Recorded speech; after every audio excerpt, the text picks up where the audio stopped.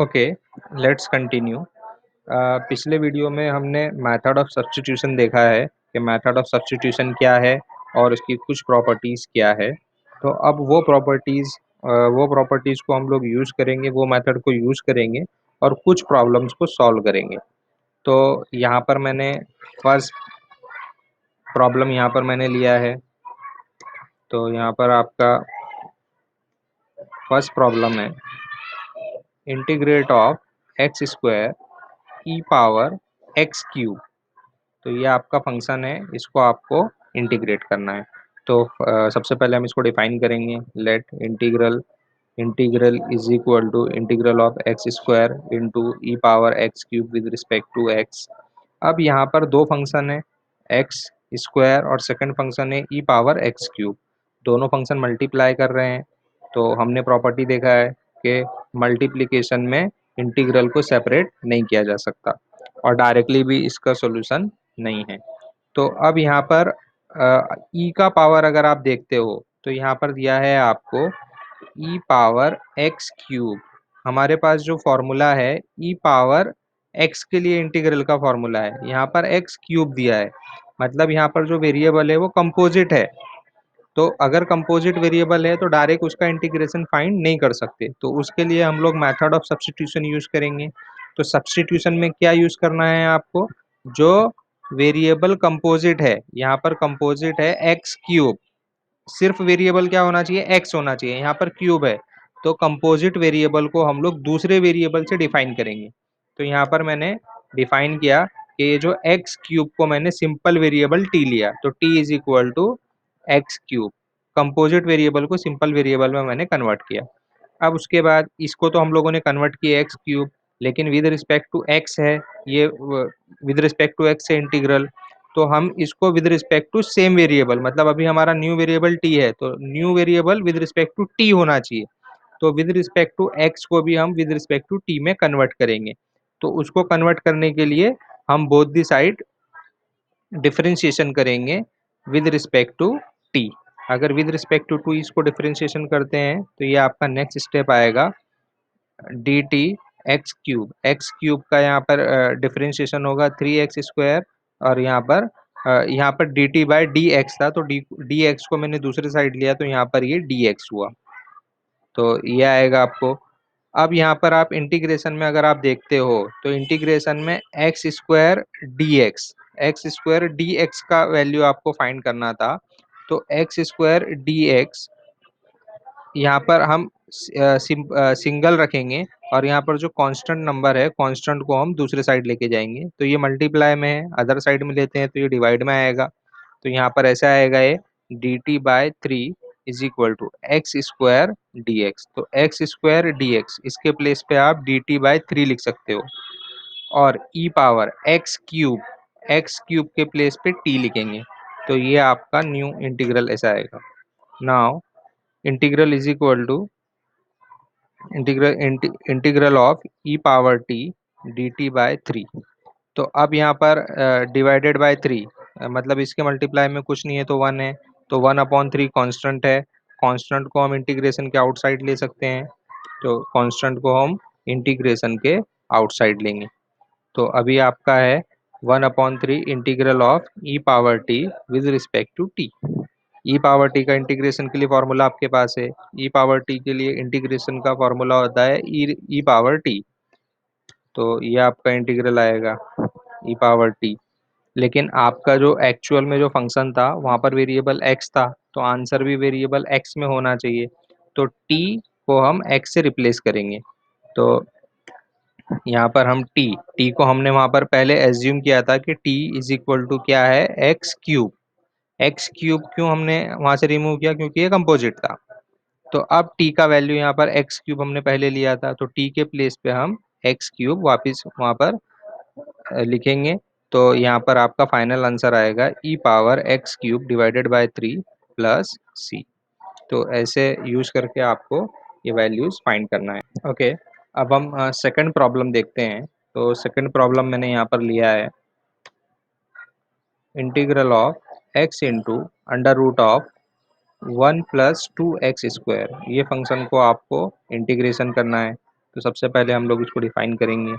Late I is equal to integral of x into root under under root of 1 + 2x²। तो यहाँ पर जो function है, again दो फंक्शन है, एक x है फिर इनटू दूसरा फंक्शन रूट के अंदर है। तो दो फंक्शन मल्टीप्लाई कर रहे हैं, तो डायरेक्टली अगर दो फंक्शन मल्टीप्लाई करते हैं तो आप इंटीग्रेशन को सेपरेट नहीं कर सकते हैं। रूट के अंदर अगर आप फंक्शन देखेंगे तो रूट के अंदर फंक्शन 1 + 2x² है। 1 + 2x²। अगर आपके पास फंक्शन सिर्फ अगर x होता था तो वो सिंपल फंक्शन फंक्शन था, और रूट का मतलब आपको पता है कि x पावर 1/2 आप उसको ऐसा लिख सकते थे। मीन्स यहाँ पर आप ऐसा लिख सकते थे उसको 1 + 2x पावर 1/2। लेकिन यहाँ पर जो अंदर वैल्यू है x का वेरिएबल है, वहाँ पर उसका पावर 2 है। मतलब ये फंक्शन सिंपल फॉर्म में नहीं है, मतलब फंक्शन का जो वेरिएबल है वो सिंपल फॉर्म में नहीं है, कंपोजिट फॉर्म में है। अगर वेरिएबल कंपोजिट फॉर्म में है तो हम मेथड ऑफ सब्स्टिट्यूशन का यूज करेंगे। अब यहाँ पर हमको डिफिकल्टी किसकी वजह से आ रही है? कंपोजिट की वजह से। तो कंपोजिट को हम सिंपल वेरिएबल में पुट करेंगे। तो यहाँ पर कंपोजिट क्या है? 1 + 2x²। तो इसको दूसरा वेरिएबल डिफाइन करेंगे, वो दूसरा वेरिएबल हम t लेते हैं। तो यहाँ पर आपका स्टेप आएगा कि ये whole thing 1 + 2x² is equal to T.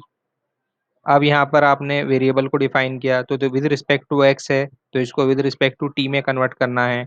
With respect to t में कन्वर्ट करने के लिए हम बोथ द साइड डेरिवेटिव लेंगे विद रिस्पेक्ट टू t। अगर इसको विद रिस्पेक्ट टू t हम लोग डेरिवेटिव लेंगे तो ये इसका वैल्यू आएगा 1, और यहाँ पर 1 है, कांस्टेंट है, कांस्टेंट का वैल्यू 0 होगा। डेरिवेटिव 2x² है, तो 2x² का डेरिवेटिव 4x होगा। फिर अगेन x को हम डेरिवेटिव करेंगे, अगेन x को डेरिवेटिव करते हैं तो dx/dt आएगा। तो जो डिवाइडेड में dt है तो हम उसको इक्वल के ये साइड में लेके आएंगे। तो ये आपका नेक्स्ट स्टेप आएगा। 1 1 है यहाँ पर, 1 का डेरिवेटिव 0 तो वो आपको नहीं लिखना है। 2 कांस्टेंट है, उसको मैंने सेपरेट लिखा। x² का डेरिवेटिव 2x। अब इसको हम मल्टीप्लाई करते हैं तो ये आपका नेक्स्ट स्टेप आएगा dt is equal to 4x dx। तो अगर आप हमारा जो इंटीग्रल है, इंटीग्रल में अगर आप देखोगे तो इंटीग्रल में आपको x इंटू डी एक्स का वैल्यू मालूम करना है। x इंटू डी एक्स का वैल्यू 4 यहाँ पर मल्टीप्लाई में है तो हम उसको अदर साइड ले लेंगे। तो x इंटू डी एक्स का वैल्यू आएगा dt/4। तो x इंटू डी एक्स इसको किससे रिप्लेस करेंगे हम? dt/4 से। और 1 + 2x² इसको t से रिप्लेस करेंगे तो आपका न्यू फंक्शन आएगा integral integral of under root of t dt/4। अब यहाँ पर dt के साथ मल्टीप्लाई में कुछ नहीं है तो 1 है, तो 1/4 ये कांस्टेंट है तो इसको हम इंटीग्रल के आउटसाइड ले लेंगे। और यहाँ पर रूट टी है, रूट टी को अगर पावर के फॉर्म में लिखेंगे तो यहाँ पर आएगा t⁻1/2। तो ये आपका नेक्स्ट स्टेप, कांस्टेंट को मैंने आउटसाइड लिया और यहाँ पर रूट को मैंने पावर के फॉर्म में लिखा। अब ये आपका फंक्शन इस फॉर्म में है x पावर n, यहाँ पर वेरिएबल t है तो t पावर कुछ नंबर है, वो नंबर क्या है? 1/2 विद रिस्पेक्ट टू t। तो उसके लिए इंटीग्रल के लिए फॉर्मूला है x power n+1 divided by n+1। तो यहाँ पर n का वैल्यू 1/2 है तो n के प्लेस पे हम 1/2 लिखेंगे। तो इसका इंटीग्रेशन आपको आएगा 1/4 कांस्टेंट था उसको मैंने एज इट इज लिखा। यहाँ पर इसका इंटीग्रेशन मैंने किया ये फॉर्मूले को यूज करके। तो यहाँ पर आएगा t⁻1/2 + 1 डिवाइडेड बाय 1/2 + 1। अब 1/2 + 1 इसको अगर हम लोग प्लस करते हैं तो 3/2 आएगा। तो मैंने प्लस किया 3/2, यहाँ पर मैंने ये नंबर्स को प्लस किया तो 3/2। अब यहाँ पर हम देखेंगे यहाँ पर 4 है और यहाँ पर डिवाइडेड बाय 2 तो इसको कैंसल आउट करते हैं। तो कैंसल आउट करते हैं तो यहाँ पर 2 आएगा तो 2 × 3 6। तो ये आपका फाइनल आंसर आएगा t⁻3/2 डिवाइडेड बाय 6 + c। तो इस तरीके से मेथड ऑफ सब्स्टिट्यूशन का आपको यूज़ करना है और सॉल्व करना है। दो प्रॉब्लम्स के बाद एक प्रॉब्लम हम लोग और देखेंगे। तो यहाँ पर थर्ड प्रॉब्लम है integral of 1 plus x divided by x into sine of x plus log x with respect to x. तो सबसे पहले इसको हम डिफाइन करेंगे। Let this integral I is equal to, ऊपर जो इंटीग्रल है गिवन इंटीग्रल। अब यहाँ पर अगर आप देखते हैं तो यहाँ पर अगेन साइन को अगर आप देखेंगे तो साइन का जो एंगल है वो x प्लस लॉग एक्स, मतलब x के साथ प्लस में log x भी है। मतलब यहाँ पर जो फंक्शन है वो सिंपल फंक्शन नहीं है, कंपोजिट फंक्शन है। अगर कंपोजिट फंक्शन है तो कंपोजिट को सिंपल फंक्शन में कन्वर्ट करने के लिए हम लोग मेथड ऑफ सब्स्टिट्यूशन का यूज करेंगे। तो यहाँ पर जो कंपोजिट थिंग है, तो कंपोजिट क्या है, यहाँ पर साइन का एंगल है, साइन का angle x plus log x. तो x प्लस लॉग एक्स को हम सिंपल वेरिएबल में डिफाइन करेंगे। सिंपल वेरिएबल क्या लेंगे, t। तो put x plus log x is equal to t। अब हमने वेरिएबल चेंज किया है तो विद रिस्पेक्ट टू x है, तो यहाँ पर विद रिस्पेक्ट टू t लाना है, तो उसके लिए डिफरेंशिएशन लेंगे। तो मैंने डिफरेंशिएशन लिया तो dt is equal to x, x का डेरिवेटिव 1 आएगा, लॉग एक्स का derivative 1 upon x with respect to x. अब यहाँ पर x डिवाइड में है, 1 के डिवाइड में यहाँ पर कुछ नहीं है तो 1 है। डिनोमिनेटर सेपरेट है, डिनोमिनेटर सेपरेट है तो हम एलसीएम लेंगे। एलसीएम अगर हम लोग यहाँ पर लेते हैं तो यहाँ पर 1 को x के मल्टीप्लाई करते हैं तो 1 को 1 के साथ मल्टीप्लाई करते हैं तो 1 आएगा, फिर 1 को x के साथ मल्टीप्लाई करते हैं तो x आएगा divided by x with respect to dx। तो यहाँ पर हमारा मेन फंक्शन है 1 प्लस एक्स, यहाँ पर ये मैं यहाँ पर राउंड कर रहा हूँ, 1 plus x divided by x into dx। इसके प्लेस पे हम dt लिख सकते हैं। तो यहाँ पर इसके प्लेस पे हम ये यहाँ पर ही मैंने राउंड किया, ये होल थिंग, इसके प्लेस पे क्या लिखेंगे, हम dt लिखेंगे और sine into x plus log x के प्लेस पे हम t लिखेंगे।